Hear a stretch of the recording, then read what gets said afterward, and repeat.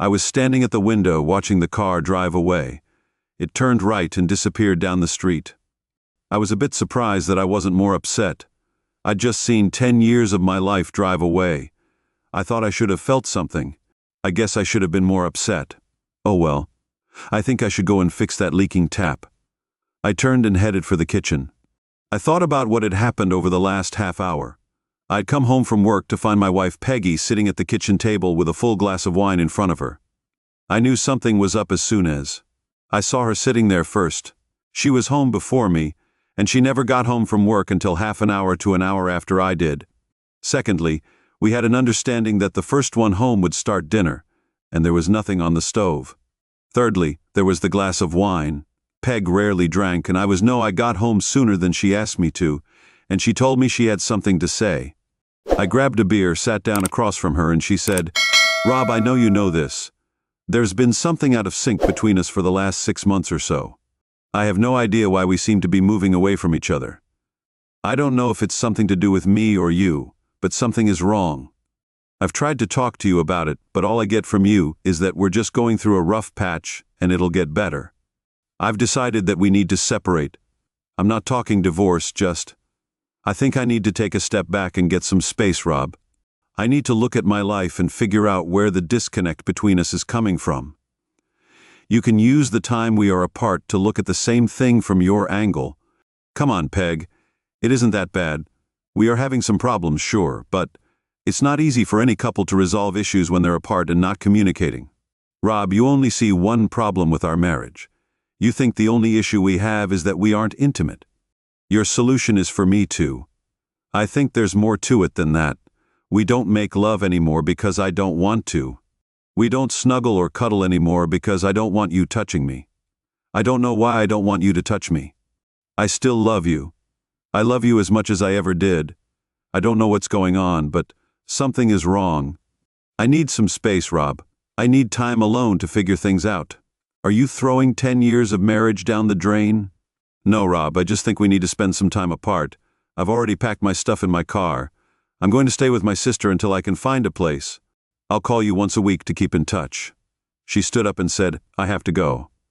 I told Mary that I'd be there by 7.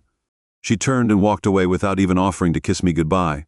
That told me where I stood. It didn't take long for the word got around that Petty and I had separated. Most of our friends were sympathetic and went out of their way to try and cheer me up. Peggy called me once a week and asked me how I was. I would say I was managing, then I'd ask her how she was.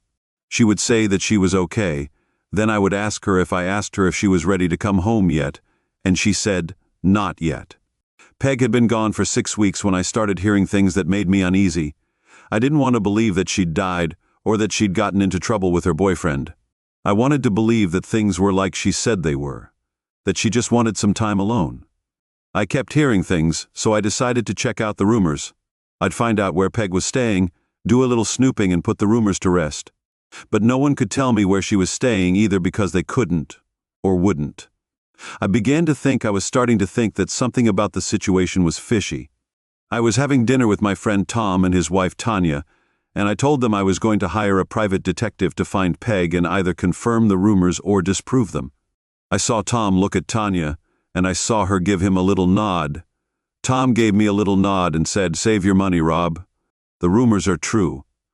Most of the people who know you know what is going on, but they like you too much to tell you. Tell me, what is going on with Peggy? She left you to live with Adam White. Who is Adam White? I've never heard of him. He works with Peggy and she left me to go and live with him. That doesn't make sense. If she was going to do that, why didn't she just divorce me? What's with the separation crap? You know Peg, Rob, she makes fallback plans and then makes plans for if the fallback plan doesn't work. She has been seeing White for almost a year, and I think she did this separation thing so she could come home if living with White wasn't as good as having an affair with him. Everyone knows this, but no one would tell me. I guess I have some great friends." I stood up, threw my napkin down in the center of the table and said thanks. I'll see myself out. On the drive home, I thought about what I had just learned. It seems that there's been no sex with Peg for over a year because she didn't want to make love with me. There's been no snuggling for over a year because she didn't want me touching her. and all the time she was cheating on me I was an idiot. I sat at home like a good little boy and behaved myself while I waited for the unfaithful woman to come home. My friends knew all about it, and just let me sit there, staring at the walls and waiting. Well, the waiting was over the next morning.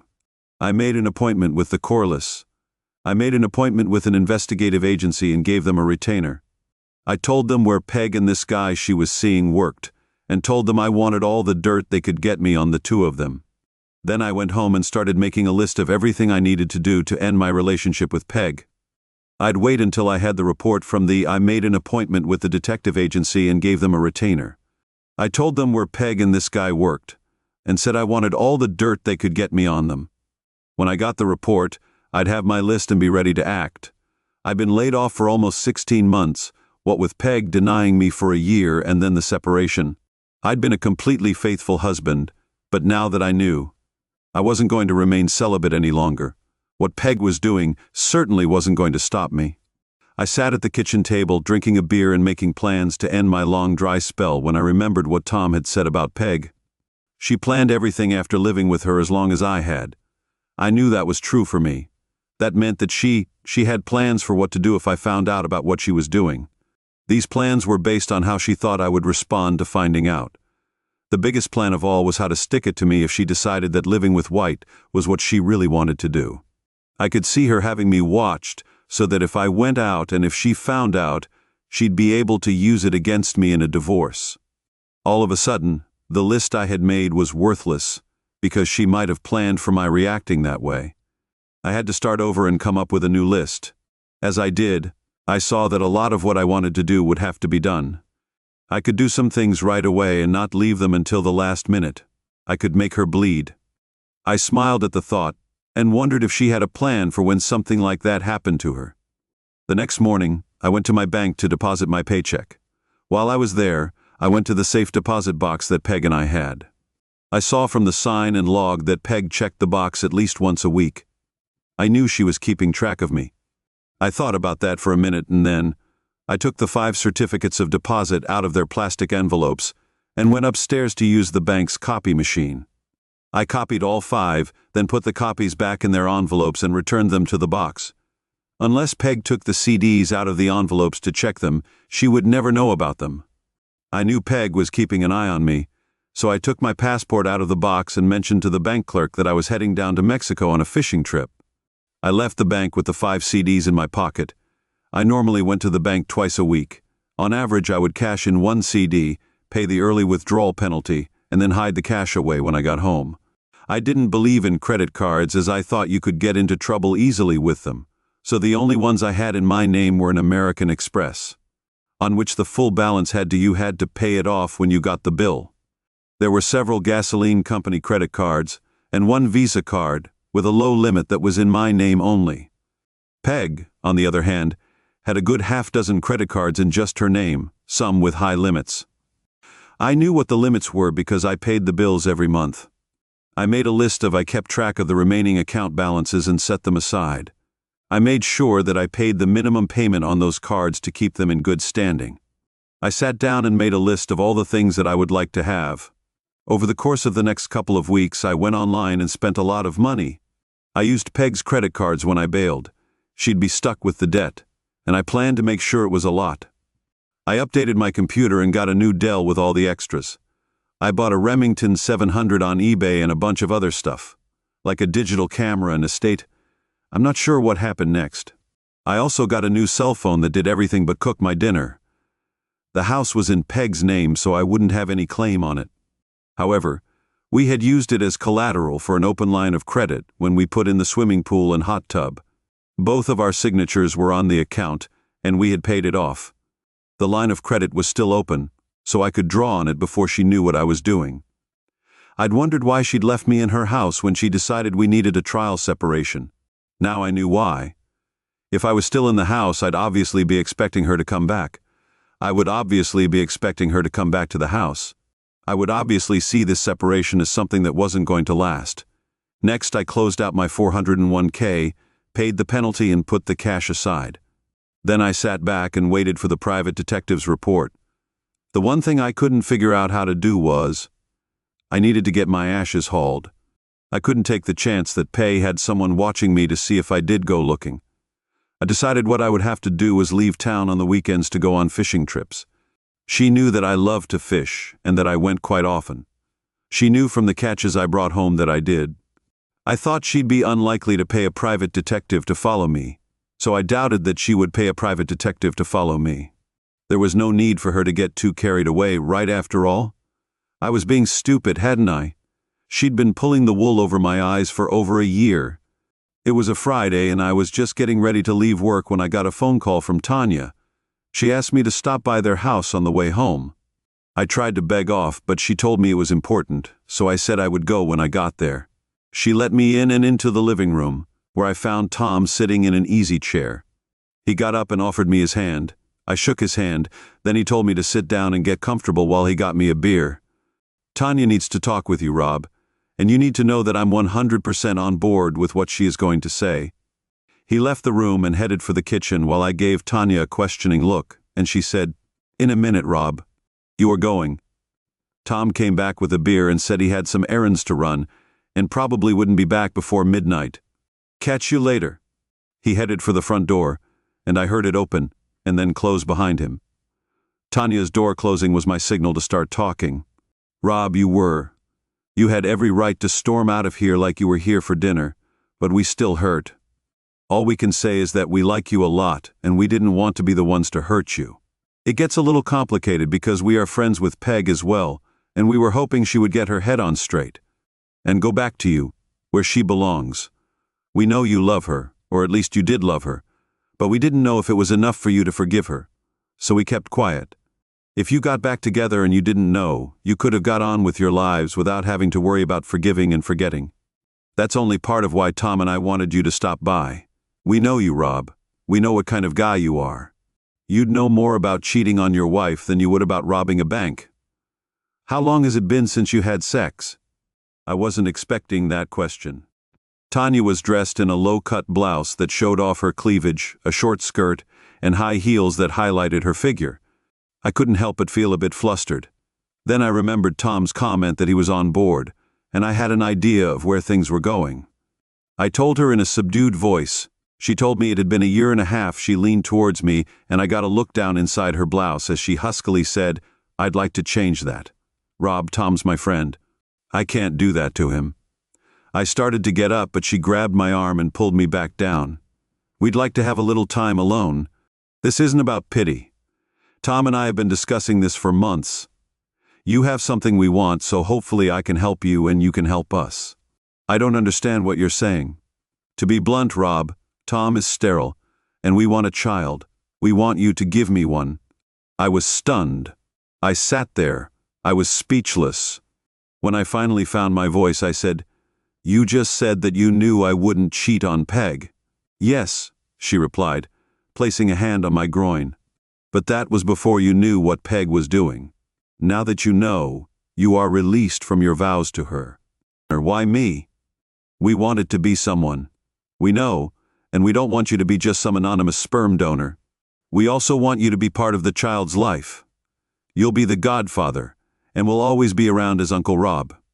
"This doesn't make sense, Tanya." "Of course it does. What if something happens to Tom? Who better to take care of the child than Uncle Rob? On the downside, what if the child needed a liver transplant or something like that? Could we find the anonymous sperm donor? Even if we did, would he help if we got on a waiting list? How long would we have to wait to find a donor who would be a match?" "No, Rob, we fought it through. We want you to be part of our family." "To be part of our family, on the other hand, are you going to tell me that you don't find me attractive?" She looked at me and started touching me and said, "This says you do." Then she pulled me close to her and said, "There are benefits to being the father of my child. Rob, we will have to have sex many, many times to make sure that I get pregnant. I'll make sure I get pregnant, but I won't limit you to just the days I'm most fertile. In fact, I won't even tell you when they are. It could take weeks, Rob. We'll help each other," she said as her lips closed around my neck. It had been a long time for us. I knew I wasn't going to last long, and now we can go into the bedroom and get down to business. Tanya said all my reservations about what was happening had disappeared about the time she gave me a BJ, so I got up and followed her into her bedroom.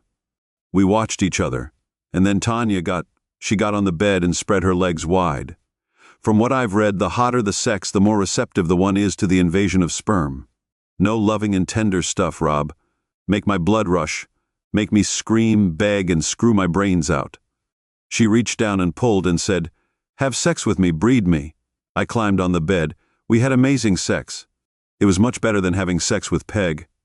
As soon as I came, Tanya grabbed a pillow and put it under her bum to elevate herself so my sperm could flow down into her. Looking at her lying there, I got hard. As I slipped into her for the second time, I was hoping it wouldn't take so I could come back and do it again. She put a pillow under her bum when I pulled out of her. Then she said, "I do, Tanya, one more time before I leave to go home." She kissed me just before she let me out the front door. "I've just finished. I'd like to do it every day until I get pregnant, but Tom is used to making love 3 or 4 times a week. He's okay with this, but I won't give him sloppy seconds. Call me tomorrow, okay?" I thought about what had just happened all the way home. As I pulled into the driveway, it occurred to me. If P was keeping an eye on me, she'd probably find out about my visits to Tom and Tanya, and notice that Tom left, but I stayed for several hours. The next morning I called T and told her what I'd been thinking. She said not to worry, that no one would see Tom M leave because he went down to his basement workshop and stayed there until I left. That gave me pause. It was one thing to make love to Tanya when Tom was gone, but could I do it if I knew he was in the house? Tanya must have known what I was thinking because she said, "Don't worry, Rob. It will be okay, I promise." That afternoon Tom called me after work to ask me to have a drink with him. It was pretty awkward, sitting down with a guy you've known for 20 years who is a good friend, and whose wife you've just slept with. With his knowledge. He must have known what I was thinking, so he got straight to the point. He said, "I know this is awkward for you, Rob. Look, it's awkward for me too, but I have to talk to you about the situation we're in. I told you this when I left you with Tanya. I'm totally okay with it, Rob, but I have to tell you that Tanya didn't tell you the full truth.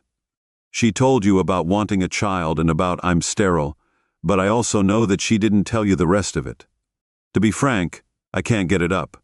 I haven't been able to make love to Tanya in over a year. That's why she was so hot last night. She was playing catch-up, and she told me that she didn't want to give Tom sloppy seconds. I think she was trying to cover for his inability to perform. She didn't want me to know he was impotent because she didn't want me to think less of him as a man. Not that I would have, but she didn't know that there was a big difference between her and Peg. Tanya put Tom first even in difficult circumstances, while Peg thought only of herself. I don't know if you picked up on it last night, but Tom went on. Tanya is an extremely sexual person, and my inability to perform was driving her crazy. She has tried hard to hold it together, Rob, but sooner or later she was going to cheat on me. I know that seems harsh, but that is what would happen. I know. She loves me and would do her best to hide her cheating from me, but I would know. If she got laid, she wouldn't be climbing walls anymore, and I would notice. I love her, Rob. She's my life. If I didn't have her, I would just die. That's the problem with her cheating. I couldn't live with her if she did that. I'd know why she did it, and I'd understand why she did it, but I couldn't live with the dishonesty of it. The only solution, as far as I could see, was to make it happen out in the open. But Tanya isn't the kind of woman who would agree to taking a lover and going. She could have gone into the bedroom while I sat in the living room and watched TV while she slept with someone else. She could have done it with a stranger in a motel room with me not knowing, but she couldn't just do a guy with me knowing and then a different guy the following week and another the week after that. We needed someone reliable, someone we both liked and were comfortable with. We sat down and made a list of possible candidates, but we couldn't agree on anyone. We kept coming back to you, but we were afraid that if we started with you and then Peg came back home, it would stop and we would have to start over. Peg would eventually come back to you. Everyone who knows Adam White knows that he is a jerk, and Peg would soon find out and go home to you, safe in the knowledge that you had no idea what she had been doing. I have no idea why she thinks you were that dumb. I can only guess that she thinks you love her so much that the thought would never occur to you that she might be up to something. I had a feeling that she was up to something, but I didn't think she'd go that far. As it turned out, I was right. The separation was dragging on for too long, and I finally realized that something wasn't quite right. Well, you know now, so you can take it from me. I know that now you know she's history. You won't take her back under any circumstances. That frees Tanya and me up to approach you. Tanya and I want a child. Rob and Tanya need a regular sex life. Until the doctors can find and fix my problem, someone else is going to have to provide that. I know it sounds a bit strange, but you having sex with my wife is going to save my marriage. You just have to get comfortable with the idea that I know and that I'm fine with it. I didn't know what to say. The whole thing was so out there that even though it had already happened once, and I was still having trouble believing it. Tom stared down into his drink and then looked up at me and said, "It kills me not to be able to take care of my wife. Rob, but it would kill me if I lost her. I need you to do this for me, bud, I really do. Can I count on you?" I stared at him for a few seconds. After a few seconds, I nodded. On Sunday, I had Tom, Tanya, and 3 other couples over for a barbecue. Once the other couples had gone, Tom went into the den and played on my computer while Tanya and I went up to my bedroom. By the time I was undressed, Tanya was lying on the bed and imploring me to hurry. Tanya was in my house and on my bed, and we did it my way. I kept her legs up on my shoulders so gravity would help my little guys in their race to her core in search of her egg. After maybe 30 seconds, I told her to put a pillow under her bum, and then I let her legs down. Tanya looked up at me and said, "Peggy walked away from. This woman must be crazy or stupid with that stroke to my ego." I just had to justify it, so I swung over her in a missionary position. As she said, "No, Rob, I needed to do it," I laughed and said, "If Annie is still there around the opening, it isn't going anywhere anyway." 5 minutes after that, I was driving. By the time I was deep inside her for the second time, I realized that Tom was right. Tanya was a very sexual person. She came a third time before I walked her and Tom to their car. Tom shook my hand, Tanya kissed me on the cheek, and we all agreed that the day had been a success. We should do it again sometime soon. Anyone watching would assume that we were talking about the barbecue. On Monday afternoon, I met with John Abbott from the chorus agency. As he handed me the report, he said, "I'm sorry. Every time I do one of these things, I hope it is all a simple misunderstanding and that nothing is going on. I'm sure it will go well, but there is no doubt here that your fee also covers our court appearance on your behalf if what you decide to do goes to trial." I shook his hand and left his office. On the drive home, I wasn't as angry as I thought I would be. I had already accepted that it was true and that by the time I got the report, I'd already made up my mind. What could I do about the situation? Nothing I hadn't already done. The only thing left for me to do was draw on the line of credit on the house so Peg wouldn't know about it until it was too late. I'd see an attorney and get the papers. I had the papers drawn up, but I decided to wait to have them served until I was ready for the next 5 weeks. I saw Tom and Tanya 3 or 4 times a week, either at their house or mine. They let it be known that I was going through a rough patch and that they were spending time with me to cheer me up. I received my weekly. I got a call from Peg, but I stopped asking her how she was and when she would be coming home. I finally had enough, so I wrote checks against the line of credit and, as soon as they cleared, I found an apartment, moved out of the house, and had Peg served with the divorce papers. They cited irreconcilable differences. I did it that way instead of adultery so that Peg wouldn't know I knew about White. I wanted her to think I was pushing her to come home. She'd call me, tell me I was overreacting, and then suggest we meet for a drink. She'd try to calm me down and talk some sense into me over dinner. I'd agree to meet her, listen to her, and then tell her I'd think about it. It'd buy me several days for the line of credit checks to clear and for me to clean out the checking and savings accounts. It went just how I thought it would. I was expecting the phone call telling me that I was being unreasonable and that there was no need for me to get attorneys involved. I told her that I was tired of the neither fish nor fowl situation. She made it clear that she didn't want to be with me, so I agreed to meet her at Angelo's. It was the first time I'd seen her since she left me, and she looked good. I was going to miss her, but I did miss her since it was obvious to me that I still loved her. Even if she came back to me, I knew that there was no way I could ever live with her again. I didn't tell her that, though. I listened to her talk for a while. She said she was seeing an analyst and that Peg was making good progress. She just needed a little more time. I know it's hard on you, but it's just as hard on me. Please, baby, please, just a little more. I told her I'd think it over and let her know. I waited 2 days and then I called my attorney and told him it was time to go to step 2. He quashed the divorce papers and sent Peg a notice that the filing had been canceled. I got a call from Peg at work thanking me and telling me that I wouldn't regret it. I smiled, knowing that I didn't regret it, but that she didn't know why. She would soon find out. That night I had dinner at Tom and Tanya's. After dinner, Tanya and I retired to her bedroom. Tanya spread her legs for me. She said, "Can we make love tonight instead of screwing? I'd like to make love to the father. I'm sure you're positive the home test told me on Tuesday and the doctor confirmed it this afternoon. You're going to be a daddy." We only did it once that night, but it was a long, slow, and very satisfying session when it was over. I told her it might be a while before I saw her again. I'm going to end this farce with Peg and White. I've got a meeting with Peg and White this week and I might have to leave town for a while. Don't do anything too drastic, lover. I'm going to need the father of my baby to be around. You need to start thinking like that. You know what I mean. Just because I'm bred doesn't mean I'm not going to need you. Adam White was a member of the Fraternal Order of Eagles, and since he had been elected Sergeant-at-Arms, he had never missed a meeting. He left that Wednesday's meeting feeling positive. After talking to several of the more influential members, he believed he had a chance of running for a higher office in the order. He was in a great mood when he got out of his car in the parking lot of his condo. He locked his car door, turned, and felt a blinding pain before everything turned black. A neighbor found him and called. The paramedics who responded to the call rushed him to the emergency room at the hospital. He was in a lot of pain when he opened his eyes. He was in a hospital room and couldn't move. He saw that he had casts on his arms and legs. His genital area was badly damaged, so they had to remove both of his testicles. He was in traction and saw Peggy standing next to his bed with a horrified look on her face before he lost consciousness again. I wasn't there when it happened, of course, but I got a full description of what occurred when the man walked into the room, walked over to Peg, who was standing next to the bed, and looking, the man asked White if she was Margaret Olson. When she said yes, he handed her some papers and told her she had been served. She looked confused as she opened the envelope and saw that she was being sued for divorce. This time, though, the grounds were infidelity.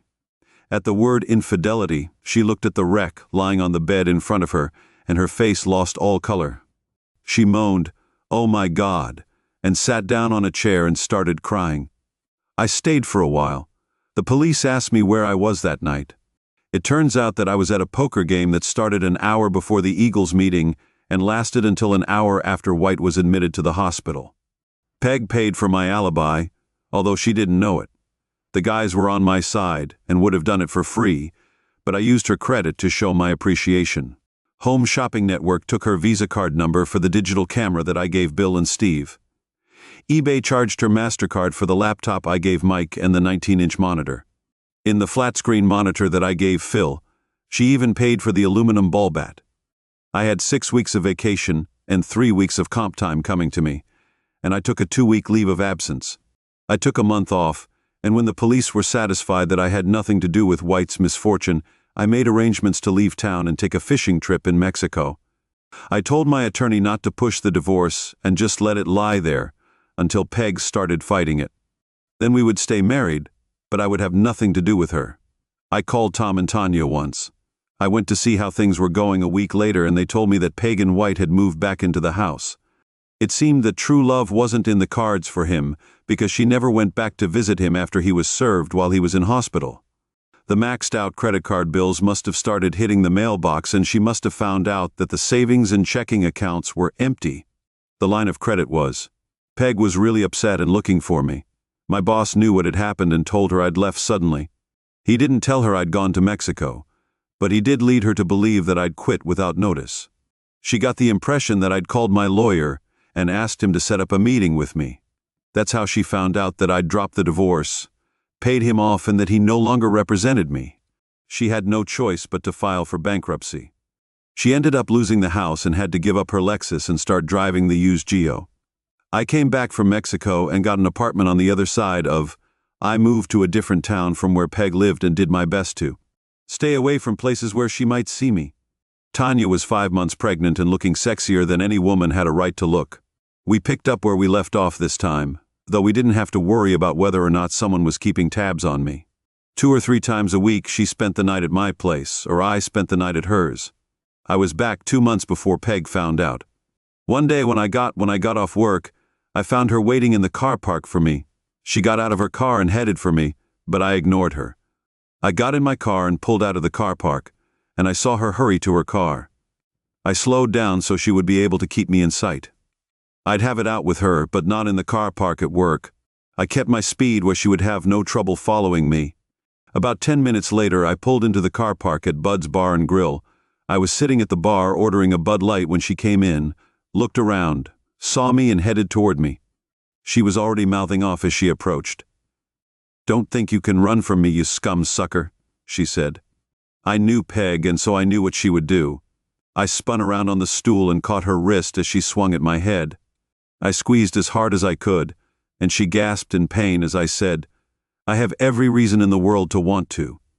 Peg, I'm not going to lie to you. If you keep pushing me, you're going to regret it. Keep your hands to yourself unless you want to feel some real pain." I let go of her wrist and said I wasn't running from you. I drove nice and slow so you could follow me here. I wasn't going to air your dirty laundry in the parking lot where I work. It doesn't matter here because everyone already knows you're a liar. I want to talk to you. I don't want to talk to you. I've already listened to enough of your lies. I want my money back. What money are you talking about, Peg? You owe me the money you took out against the house, and half of everything else we had was mine. I want it back. Well, you aren't going to get it, Peg. My position on the matter is that it was compensation for what you did to me. What do lawyers say when they sue for compensation for pain and suffering and loss of conjugal rights? I figure what I got just about covers the pain and suffering I went through. You went without sex for 1.5 years while you were giving it away to someone else. And I suffered humiliation as everyone that I knew looked on me as a stupid cuckold. Dan, you rob. I lost my parents' home because of you. It was a big deal. Peg, you moved out to shack up with another man, so I don't think you cared much about that house. I want that money. Here's a new slash for you, Peggy. You will never get a dime of it from me. You tried to. If you messed me around and got caught, you had to face the music. I made sure you paid for it. We'll just have to see what the courts say. It doesn't matter what they say. Here's how it will work. You'll have to get a lawyer and sue me for divorce to get me into court. That way the court can issue an order as to the division of assets. As soon as you sue, I'll countersue. A good lawyer can stall things for 6 to 8 months. During that time, you'll be paying your lawyer. Can you handle that? I can afford to pay him to get nothing. I have all the evidence I need to fight you in court. If I win, you'll take a hit. The worst-case scenario is that I'm ordered to split the assets. I'd say, "Judge, I'm fine with that. You and your lawyer can wait and wait and wait for the money, but it'll never come." I'd even go so far as to say, "I don't take you and your lawyer." Your lawyer, who you're still paying, goes back to court and gets a court order telling me to pay by a certain date. You and the lawyer wait and wait, and when the deadline arrives, you still haven't received anything from me. Your lawyer still bills you for his time and goes back to court and gets a judgment against me. I don't have any savings or checking accounts that can be attached. My car is leased, so there's nothing there for you. I live in a furnished apartment, so there's nothing there you can get. All you can do with your judgment is garnish my wages. The first time that I get a paycheck that has been garnished, I will quit my job. So what do we have here? Peg a good year's worth of lawyer's fees out of your pocket, and all for maybe $200 out of one paycheck. All that's left for you to try is to go back to the judge and get him to threaten me with going to jail for contempt of court if I don't comply with his.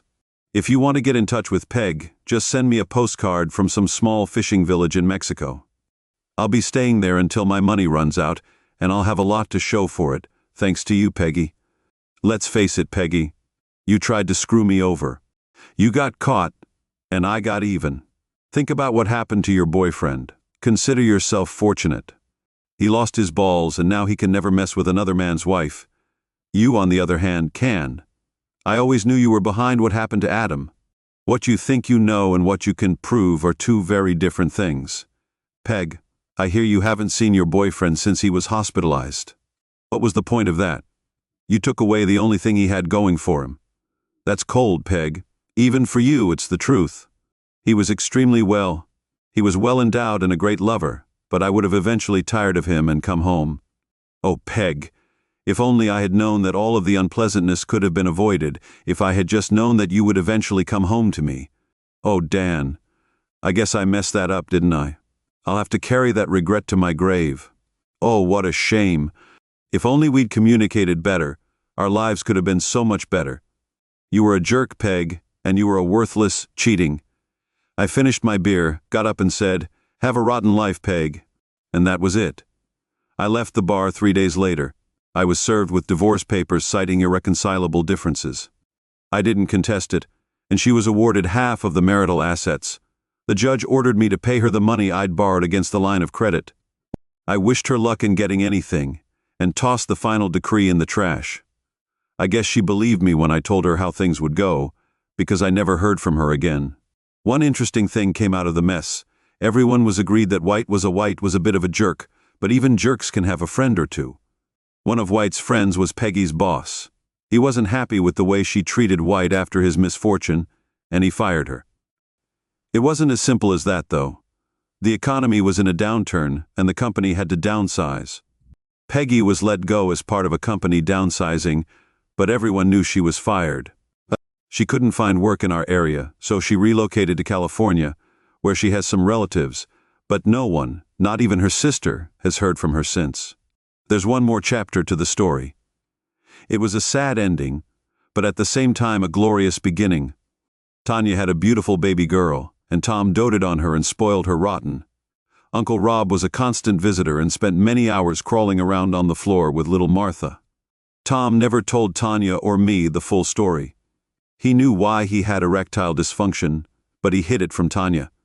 He had cancer, and it didn't get caught in time, and the cancer spread following his funeral. Tanya handed me an envelope addressed to me. It was addressed to me, and written across the front of the envelope were the words, "For Rob's eyes only." I looked at her and she shrugged and said, "I have no idea. It is addressed to you, so I haven't seen what's inside." I opened it and read, "Hey Bud, if you are reading this, I'm gone. There was a reason. I chose you, Bud, to be the father of our child. I knew I wouldn't be there for them, and I wanted someone I could trust to be around to watch over them. I knew I could count on you, so you were the obvious choice. Don't let me down, Bud. Take good care of our girls." I gave the letter to Tanya, who read it and started crying. I comforted her and then asked what she wanted me to do. She said she wanted me to take care of my girls. 6 months later, Tanya and I were married. Thanks to everyone who listened to today's stories. If you enjoyed it, please consider liking and subscribing. If you haven't already, please feel free to share your thoughts on the events in the comments. Take care.